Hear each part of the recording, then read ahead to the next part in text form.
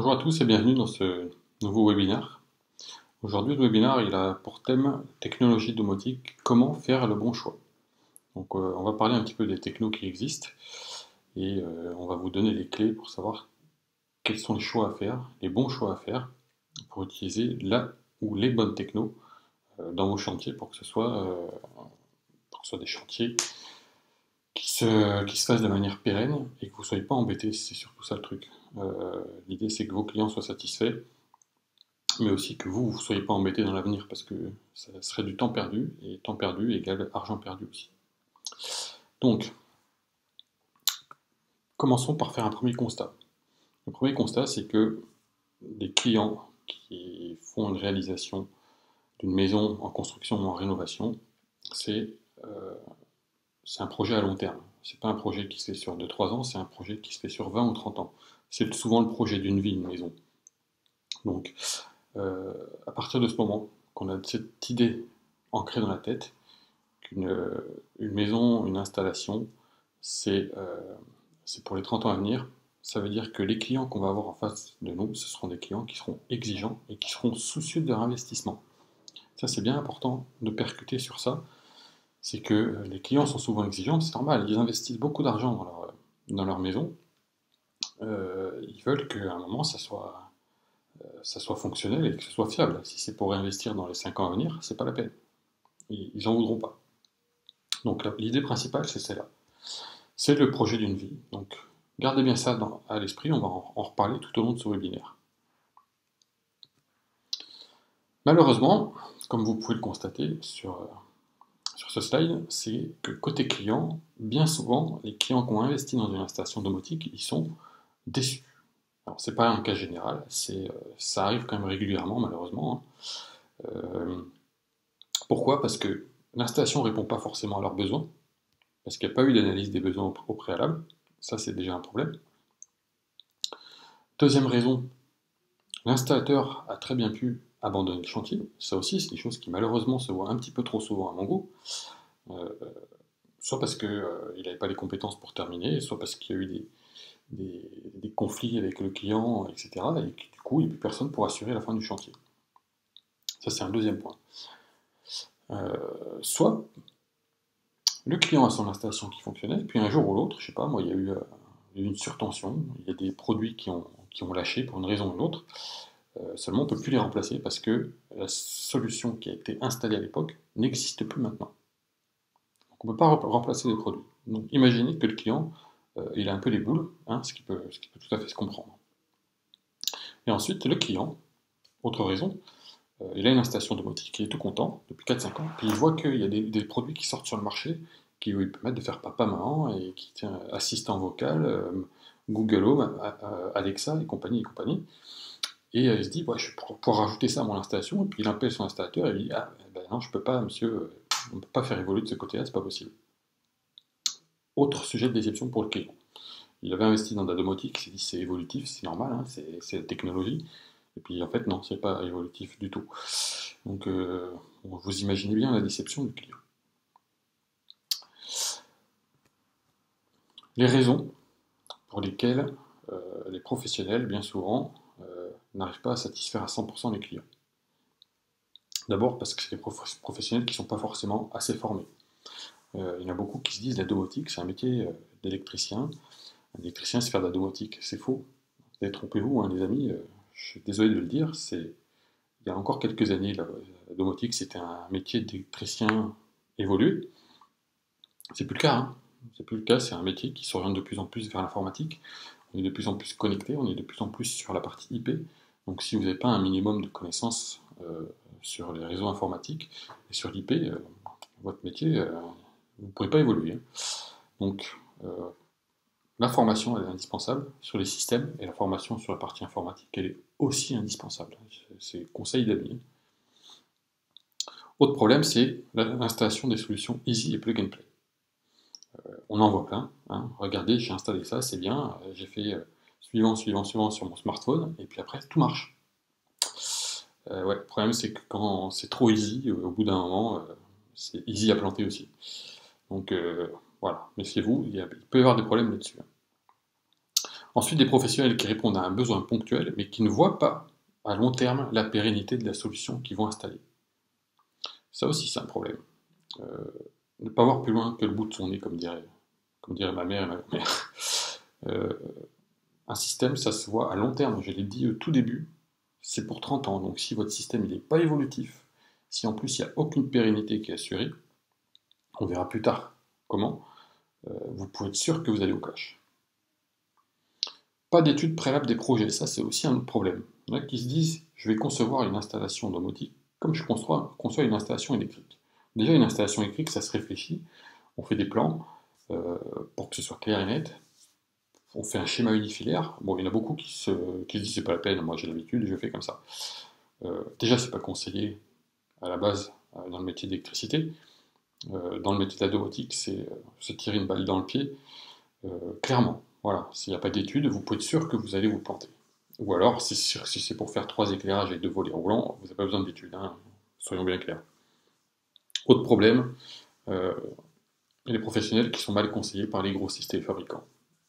Les grossistes, aussi bien que les fabricants, cherchent leur intérêt, ils cherchent à vendre du matos au prix le plus intéressant pour eux possible. Donc, ils ne sont pas forcément de bons conseils, ils ne sont pas indépendants. Donc, à partir du moment où ils ne sont pas indépendants, ils ne peuvent pas avoir des conseils éclairés sur l'ensemble des solutions qui existent et l'ensemble des produits. Et ensuite, autre problème, des professionnels qui n'assurent pas le SAV. Donc, ils font un chantier, ils encaissent, mais après, dès qu'il y a un petit souci à régler, oh ben non, ça va me prendre du temps, je n'ai pas envie, le client il a qu'à se démerder. Mauvaise idée. Et manque de professionnalisme aussi, les amis. Donc, je vous le déconseille fortement. D'autres constats, mais cette fois-ci côté professionnel. Les professionnels de l'électricité, de la domotique, en particulier ceux qui se lancent et qui sont nouveaux dans le domaine, ce qu'ils ont en face d'eux, c'est une offre de produits qui est énorme. On a plein de trucs, on a des objets connectés, on a des solutions sans fil, on a des solutions filaires, on a ceci, on a cela. Les fabricants qui démarchent, etc., ils savent plus où aller. C'est normal. Quand on ne connaît pas, on a tendance à faire confiance aux gens avec qui on travaille habituellement. C'est pas forcément une bonne idée non plus. On a des solutions propriétaires, on a des solutions ouvertes, interopérables. Tout ça, c'est très très compliqué pour les gens qui débutent. Donc d'où l'intérêt de canaliser. Et je reviens encore sur le point du mauvais conseil par des gens qui proposent que des solutions dans leur intérêt financier. Retenez bien ça. Les gens qui ne proposent que des solutions dans leur intérêt financier. Quand on se fait conseiller par quelqu'un, ce qu'il faut analyser, c'est se dire, mais cette personne qui me conseille derrière, c'est quoi son intérêt? Est-ce que c'est purement pour me vendre des produits, pour me vendre ses produits? Si c'est le cas, c'est que le conseil risque de pas être bon. Donc il vaut mieux que vous soyez conseillé par des gens qui ont une vision beaucoup plus large des choses et qui vous conseillent non pas sur du produit, mais sur de la solution. Ça, c'est important. Le marketing, donc j'en ai parlé, et l'Internet n'arrange rien. Donc les clients, aussi bien que les professionnels, ils vont sur Internet, ils se disent, je vais regarder ce qui se fait, et ils tombent sur tout ce que vous avez là en termes d'offres. Du Trend, du BitTip, du N-Océan, du Bluetooth, du LoRa, mais qu'est-ce que c'est que toutes ces technologies, ces solutions, KNX, Crestron, Netatmo, Alexa, etc., etc. Il y a un flou artistique qui est énorme, et les gens ne savent plus. Je vais vous donner un exemple tout à l'heure, du flou artistique qu'il y a. C'est énorme, il faut se mettre à la place des gens qui rentrent dans ce domaine et qui voient tout ce qui se fait. C'est comment vous voulez faire le tri là-dedans. Même en tant que pro, des fois, il y a des trucs qu'on n'arrive pas à suivre. Et pourtant, on est là-dedans tous les jours. Donc, il faut se mettre à la place des autres et effectivement, pour avoir du choix et faire les bons choix en termes de technologie et de solutions, il faut demander des bons conseils et puis il faut se former aussi, hein, ça c'est clair.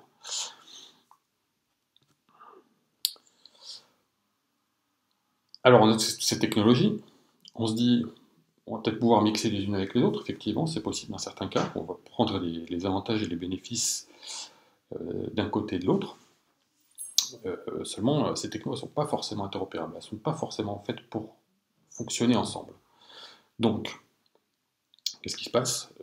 Il y a des alliances qui ont été formées par les fabricants pour essayer de sortir un espèce de protocole commun qui permettrait de faire communiquer tous ces gens-là ensemble.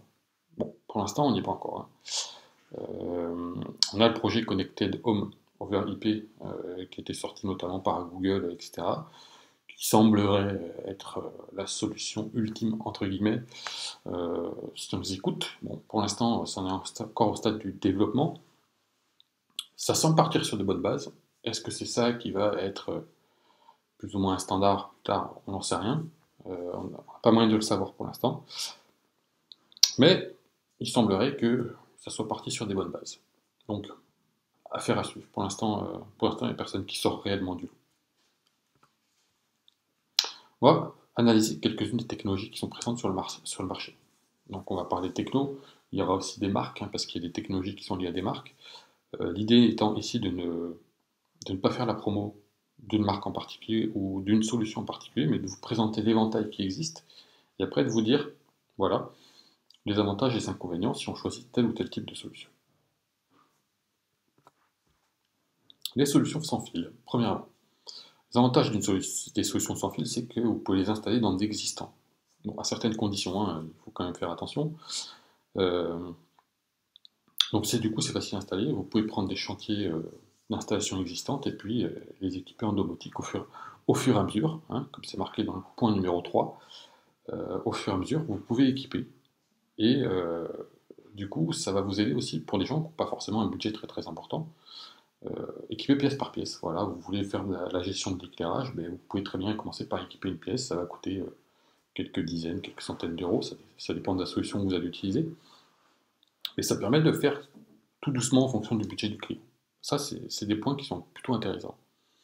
Les inconvénients, c'est que sur ces solutions sans fil, si vous voulez de la fonctionnalité un petit peu évoluée, il va falloir passer non pas par les produits eux-mêmes, mais par une box domotique qu'on appelle, qui va vous permettre de générer des fonctions avancées sur le système. Le problème, c'est que si vous multipliez les solutions sans fil, vous risquez d'avoir des problèmes d'interférence. Ça reste du sans fil, ça reste des ondes radio. Il peut y avoir des perturbations sur les ondes radio. Donc, là aussi, il y a des précautions à prendre, hein. C'est pas non plus hyper compliqué. Il faut juste faire attention, voilà, simplement. Et l'autre problème aussi qu'il peut y avoir, c'est que quand vous êtes sur du sans fil, vous avez bien souvent, pas dans tous les cas, mais bien souvent des piles qu'il faut penser à changer. Parce qu'elles ont une durée de vie limitée, ces piles.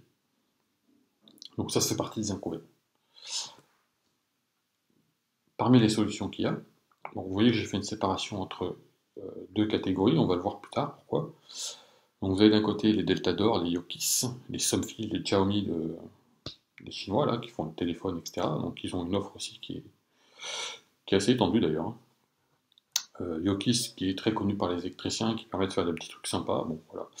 Somfil on n'en parle pas, et Deltador aussi, qui sont hyper connus, notamment en France. Et d'un autre côté, on a des solutions type Z-Wave, Zigbee, Sixlopan, Sigfox, LoRa, Inocean, etc., qui sont aussi des solutions sans fil, qui sont préconisées. Chacun a ses préférences en fait, hein. Z-Wave étant très utilisé par les technophiles, les geeks, etc., qui aiment bien. C'est vrai qu'il y a des produits sympas. Zigbee, ça a été pendant des années un petit peu le bazar, parce qu'il y avait un manque d'interopérabilité entre produits. Depuis qu'on est passé à la version 3, cette interopérabilité est garantie, donc il y a de fortes chances que le marché du Zigbee se développe aussi dans les années à venir, donc c'est une solution auquel il faut peut-être s'intéresser. Les objets connectés. Les objets connectés, leurs principaux avantages, c'est qu'ils sont simples à mettre en œuvre, à installer et à paramétrer. En gros, vous prenez l'objet, vous le fixez au mur ou vous le posez sur une table, vous le mettez sous tension, vous le raccordez à votre réseau Wi-Fi ou à l'Ethernet si c'est filaire. Vous téléchargez l'application, suivant, terminé, c'est associé, c'est bon, c'est configuré. Autre avantage, c'est le design et le tarif. Alors le tarif, je relativise quand même, parce que le tarif peut quand même, selon les produits, être un poil élevé quand même. Mais voilà, ça fait partie des avantages qui font que ces produits se vendent relativement facilement.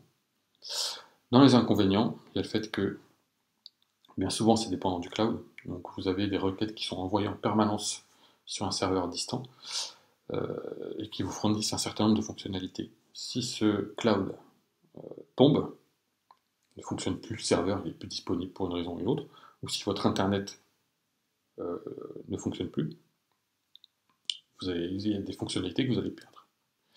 C'est connecté au Wi-Fi aussi, donc plus vous avez l'appareil connecté au Wi-Fi, plus potentiellement vous avez de risques de perturbations, surtout si c'est fait par des gens qui ne connaissent pas forcément les réseaux Wi-Fi et comment les configurer, ça peut poser problème. Ensuite, il y a la pérennité du système qui rentre en ligne de compte, et ça, rien ne vous garantit sur les objets connectés la pérennité. C'est souvent développé par des startups qui vous dit que la startup, dans 3, 4, 5, 10 ans, elle existera encore. Aucune garantie. Et il y a le problème de mise à jour. C'est des périphériques qui sont connectés en permanence à Internet. Donc vous avez régulièrement des mises à jour pour corriger les failles de sécurité. Ça, c'est obligatoire. Seulement, il y a des mises à jour qui, des fois, sont buggées et qui, du coup, vont créer des problèmes dans votre installation qui, potentiellement, ne marchera même plus parce qu'il peut y avoir des bugs qui sont importants. Parmi les solutions d'objets connectés, vous en connaissez déjà, hein, Nest, Google Home, HomeKit de chez Apple, Netatmo qui a été racheté par Legrand. C'est Netatmo by Legrand maintenant. Et Alexa, c'est un objet, ils n'ont pas 50 objets connectés chez Alexa, ils ont surtout un assistant personnel. Voilà, en gros les solutions qui existent dans ce domaine, il y en a plein d'autres, hein. Je ne vais pas les passer tout en revue, c'est pas l'objectif. Mais ce sont les principales. Ensuite, on a les technologies filaires. Donc là également, vous avez un certain nombre. GCE Electronic, qui fait des petits automates pas trop chers, intéressants. Legrand, la solution My Home que beaucoup connaissent. Crestron, Lutron, c'est plutôt les hauts de gamme du côté américain. Loxon, Nico, etc. Et d'un autre côté, vous avez tout ce qui est des solutions qu'on connaît bien souvent, KNX, Mbus, Modbus, Backnet, Loanworks, etc. Qui sont plus orientés bâtiments tertiaires, même si ça peut être tout à fait employé dans le tertiaire, dans le résidentiel. Pardon. Donc, comme je vous l'ai montré auparavant, vous avez ici une délimitation. J'ai séparé en deux. C'est les groupes pour les solutions filaires, pour les solutions sans fil. Pourquoi? Pour faire la différence entre tout ce qui est solution propriétaire et tout ce qui est solution ouverte et standardisée. Donc à droite, vous avez les solutions standards, on va dire. Si vous vous en souvenez plus, vous pouvez revenir en arrière dans la vidéo, pas de problème, c'est fait pour. Et de l'autre côté, vous avez les solutions propriétaires. Alors, côté solution propriétaire, on a le principe, c'est solution propriétaire, je suis fabricant, je développe une solution domotique qui m'appartient. Il n'y a personne d'autre qui développe des produits dessus. Voilà, ça m'appartient en tout et pour tout. L'avantage d'une solution propriétaire, c'est que vous avez un écosystème qui est étudié pour fonctionner ensemble. Donc tous les produits sont faits pour fonctionner ensemble. Et du coup, quand vous avez un problème, vous pouvez appeler les fabricants, il y a de fortes chances qu'ils vous débloquent ça assez simplement. Il n'y a qu'à voir l'écosystème Apple. Si vous avez un MacBook, un iPhone, un iPad, vous pouvez facilement gérer vos fichiers, faire de l'échange, etc., synchroniser des trucs très simplement, parce que c'est fait pour fonctionner ensemble. Donc ça a des avantages certains. Le problème, c'est que par contre, au niveau interopérabilité, c'est un peu plus compliqué. Dès lors que vous sortez du système, il faut pour le connecter à autre chose, parce que vous avez besoin de fonctionnalités que ce système ne vous apporte pas. Gardez toujours présent à l'esprit qu'il n'y a aucun système domotique au monde qui sait tout faire. Hein, personne ne peut se vanter de savoir tout faire. Donc des fois, pour apporter de la fonctionnalité, vous êtes obligé d'aller les chercher ailleurs. Dans un système propriétaire, étant donné qu'il est propriétaire, c'est compliqué de le faire. Ça ne veut pas dire qu'on ne peut pas. Hein. Bien souvent, les fabricants ont quand même compris maintenant qu'ils ont intérêt à s'ouvrir pour apporter de la fonctionnalité qu'eux ne proposent pas. Donc ils s'ouvrent par des passerelles, par des systèmes divers et variés, mais ils le font. Mais c'est pas pour autant que ça se fait facilement et de manière complètement fluide. Essayez de connecter aussi simplement un téléphone Android à votre MacBook que vous pourriez le faire avec un iPhone. Vous verrez que c'est un peu plus compliqué quand même. Donc, on l'a dit, c'est un fabricant, une marque unique pour le système. Le problème, c'est que vous allez avoir un mode de configuration ou un logiciel de configuration pour ce fabricant. Si vous utilisez 4 ou 5 technologies propriétaires, vous aurez 4 ou 5 modes de configuration ou 4 ou 5 logiciels différents qu'il faudra maîtriser. C'est plus facile de le faire avec un seul que de le faire avec 4 ou 5.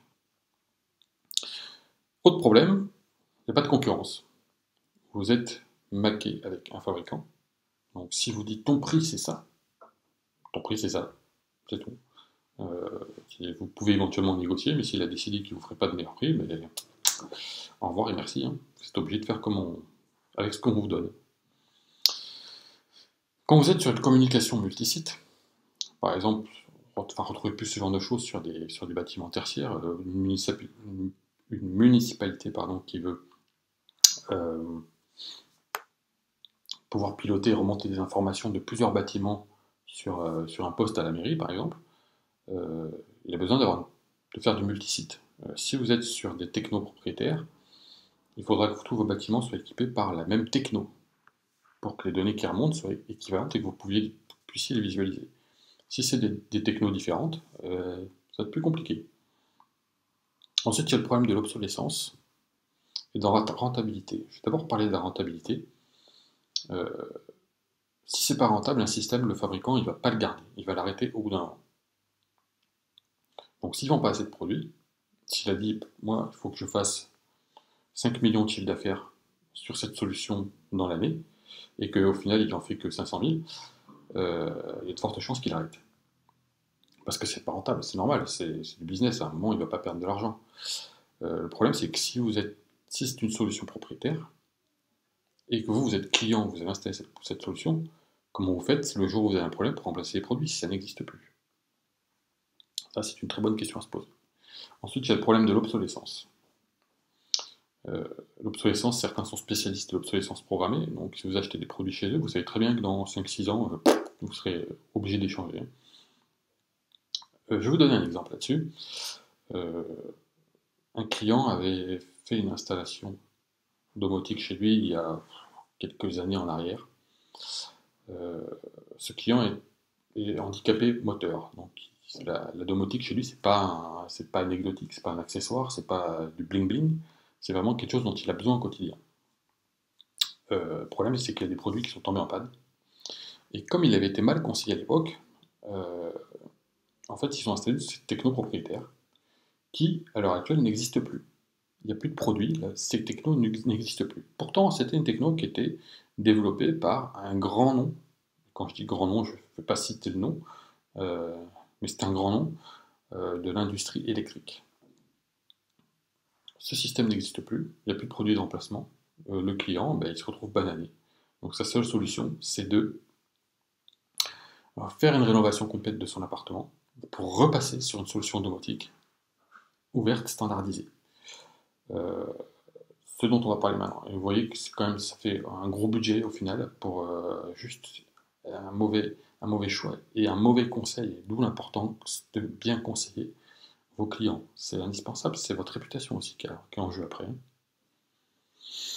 Quand on est sur des solutions ouvertes standardisées, vous avez une interopérabilité qui est assurée entre fabricants et aussi vers les solutions extérieures, parce que c'est ouvert justement.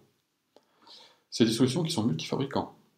Donc si on est sur du standard, ça veut dire que vous avez un standard qui a été posé, voilà, le système il marche comme ça. Si le fabricant A il veut pouvoir proposer des produits à ce standard, il est obligé d'être conforme à ce standard. L'avantage c'est que vous avez du coup une offre qui est plus importante parce que vous avez potentiellement X constructeurs qui peuvent développer des produits sur ce standard. Vous avez aussi l'avantage que vous avez un seul logiciel qui va vous permettre de programmer une multitude de produits de X fabricants. Si on prend par exemple Canix, voilà, c'est la seule marque que je citerai dans cette vidéo, vous avez 500 fabricants avec des milliers de produits. Ça veut dire qu'avec un seul logiciel, vous êtes capable de programmer l'ensemble des produits de ces 500 fabricants, ce qui est quand même puissant. Hein. Bref, je ferme la parenthèse là-dessus. Ensuite, vous avez la concurrence commerciale entre fabricants. Donc, si vous avez un gros dossier, un gros chantier, vous allez voir le fabricant A, vous lui dites fais-moi une offre. Vous allez voir le B, vous lui dites fais-moi une offre. Le C, le D, le E, jusqu'à Z si vous voulez, ou voire plus. Et après, vous faites jouer la concurrence.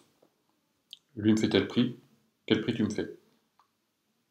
Et puis voilà. Et du coup, c'est vous qui êtes gagnant parce que sur les gros projets, dites-vous que les fabricants ils vont se tirer la bourre, ils vont essayer de l'avoir à tout prix, surtout si ça peut leur faire une belle référence. À partir du moment où vous êtes sur du standard, ça veut dire que les protocoles sont connus et que du coup, quand vous avez plusieurs sites équipés avec ces standards, vous pouvez faire remonter l'information comme vous voulez et la visualiser, etc. Depuis un point central sans aucun problème.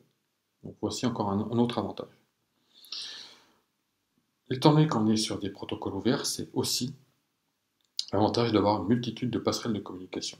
Donc si je veux pouvoir communiquer entre le système A et le système B, qui sont tous les deux ouverts standardisés, ça veut dire que je sais comment fonctionnent les protocoles, ils sont documentés, je vais pouvoir le faire à travers des passerelles, qui bien souvent existent déjà, il n'y a pas besoin de se casser la tête. Donc du coup c'est un gros avantage non négligeable. Et l'autre avantage, c'est que c'est dispo chez de nombreux grossistes, mais ça peut être le cas aussi chez des solutions propriétaires. Petite précision, je vois souvent sur les forums des gens qui cherchent des solutions, disent moi je vais faire une installation domotique chez moi, mais je ne sais pas s'il faut que je passe sur du JDOM, sur du OpenHAB, ou du IDOMUS, ou du machin, du truc. Attendez les gars, on arrête là la discussion.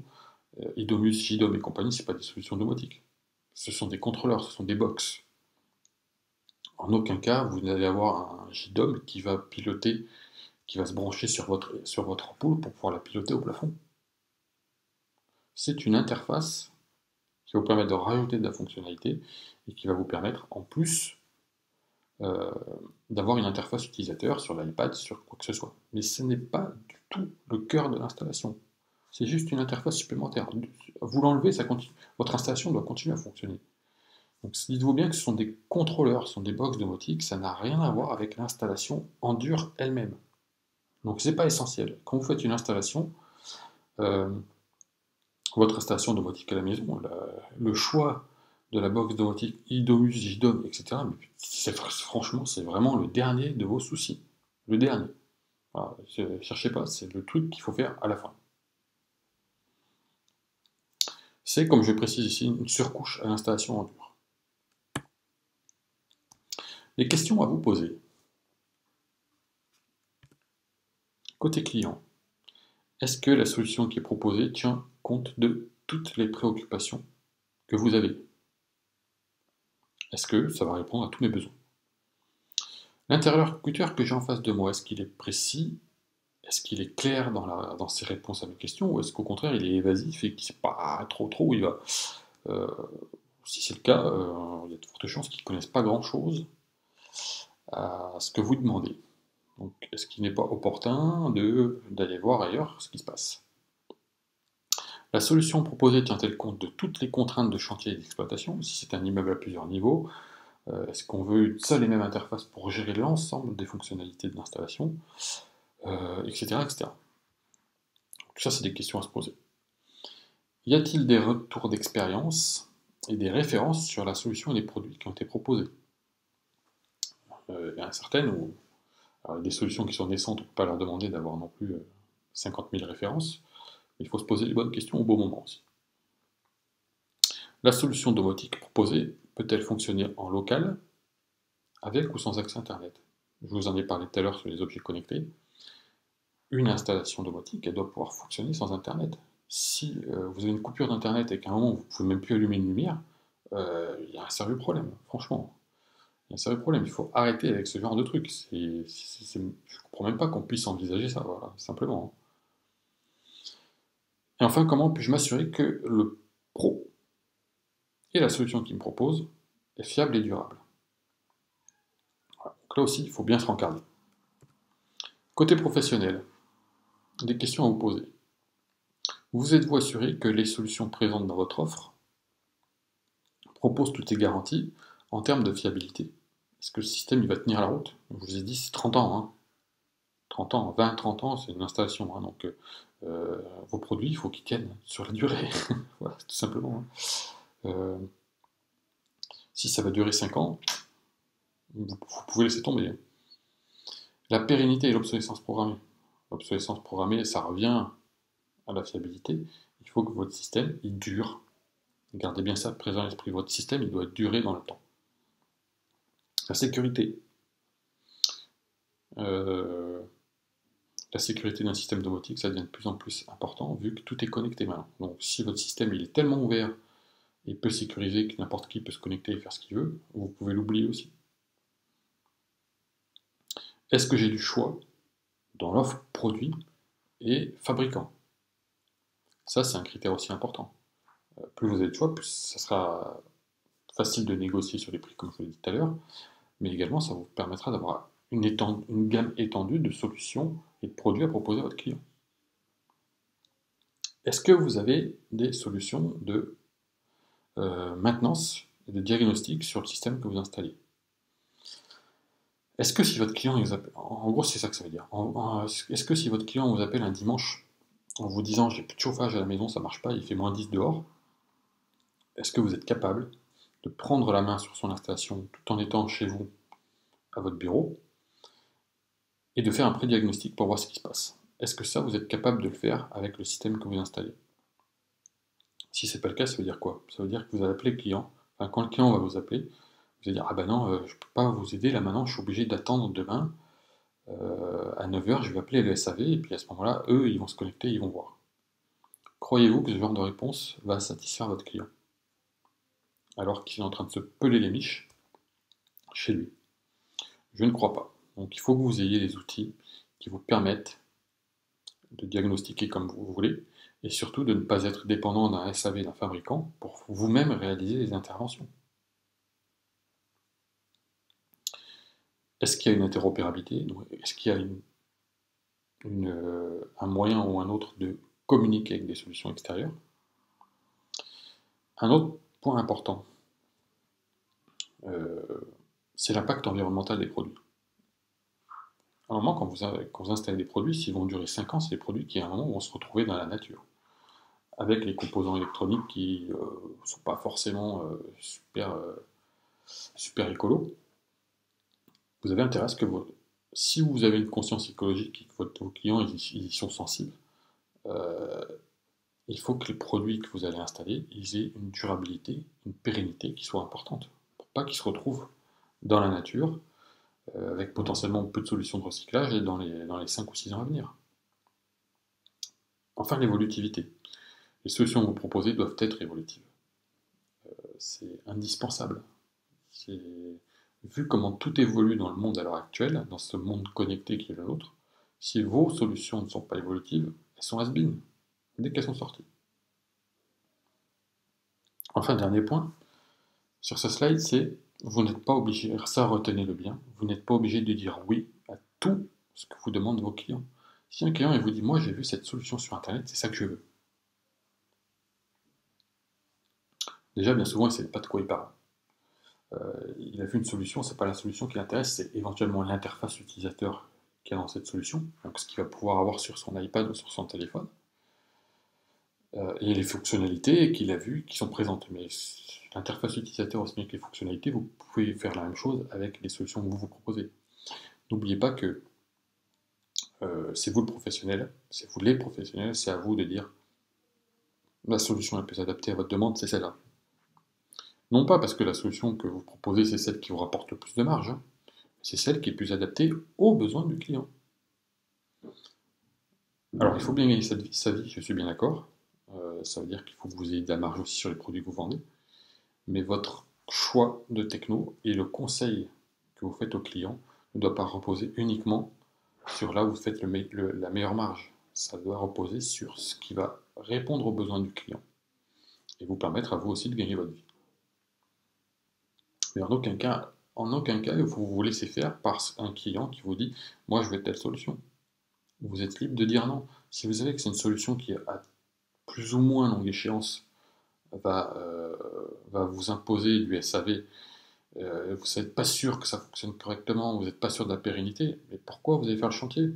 pour récupérer quelques milliers d'euros, et puis après, vous allez passer un temps fou pour essayer de débugger des trucs qui, au final, ne sont pas de votre ressort. À un moment, dites non, hein. Il vaut mieux perdre quelques milliers d'euros plutôt que de perdre des heures et potentiellement encore plus d'argent après. Donc les principes de base pour avoir une installation qui soit évolutive ou pérenne, c'est d'abord d'avoir la structure de l'installation, donc la, la base de l'installation, ce qui va être dans les murs, les fils, les machins, les trucs, les modules, tout ça, tout ce qui va être en dur, doit être sur un protocole standard et interopérable. Si vous ne voulez pas être embêté, c'est la meilleure solution. Donc vous avez vu les solutions standards et interopérables qui existent en sans fil et en filaire.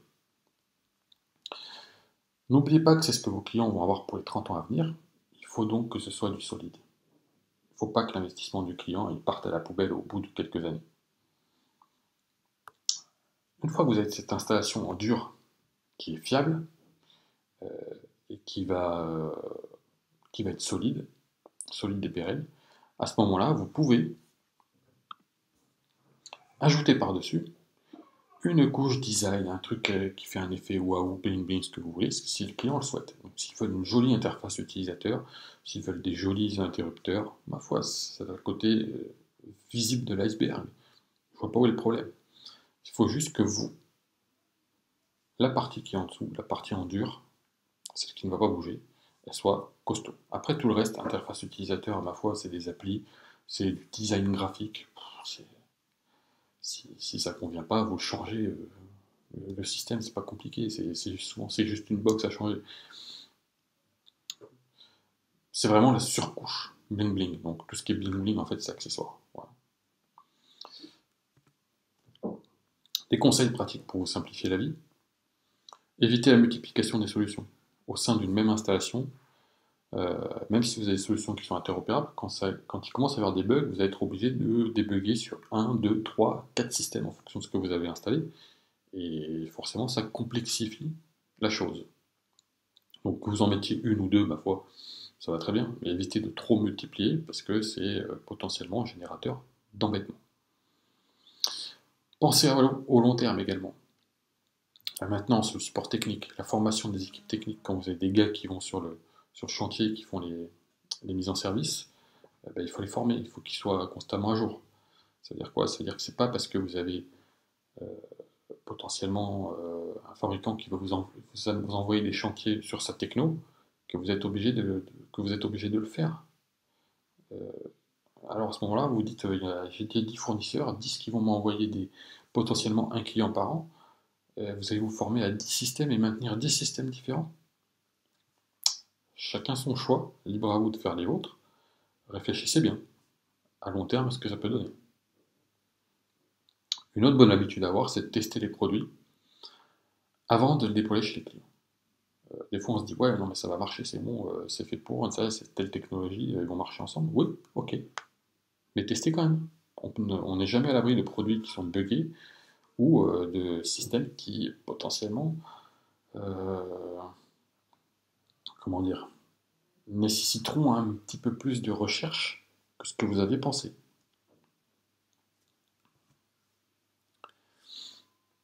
C'est un domaine en perpétuelle évolution. Il faut donc vous former. Ça, c'est indispensable. Vous faire former chez les fabricants pour des solutions particulières, pour des produits particuliers. Vous former aux technologies dans les centres de formation qui existent à droite à gauche. Mais il faut être constamment à jour. Donc, la mise à jour des connaissances, ça passe par la formation, mais également sur la veille technologique, les forums, les blogs, les salons nationaux, internationaux. Donc, sur les parties purement smart building, smart home, vous avez IBS en France, vous avez Light and Building à Francfort, vous avez ISE à Amsterdam. Donc, ça, c'est des choses qui existent, qu'il faut penser à faire régulièrement. Vous n'êtes pas obligé d'y aller tous les ans, mais faites-le régulièrement pour savoir où vous en êtes et savoir ce qui sort. Voilà, c'est la fin de cette présentation. Je vous remercie de votre attention, de l'avoir suivi. J'espère surtout que ça vous sera utile, que vous soyez professionnel ou que vous soyez client final pour savoir où vous allez et les solutions qu'il va falloir proposer. Je vous invite à partager cette vidéo, hein, que ce soit pour vos clients finaux ou que ce soit pour des gens qui s'intéressent au sujet. Ça peut servir, hein, ça peut servir pour faire des choix éclairés en matière de technologie. Vous pouvez vous abonner à la chaîne aussi si vous voulez voir les petites vidéos que je publie de temps en temps sur des produits ou des vidéos petit peu plus instructives comme celle-là. Voilà, donc merci encore de votre attention. Et puis je vous dis à bientôt pour une prochaine vidéo. Ciao, bye.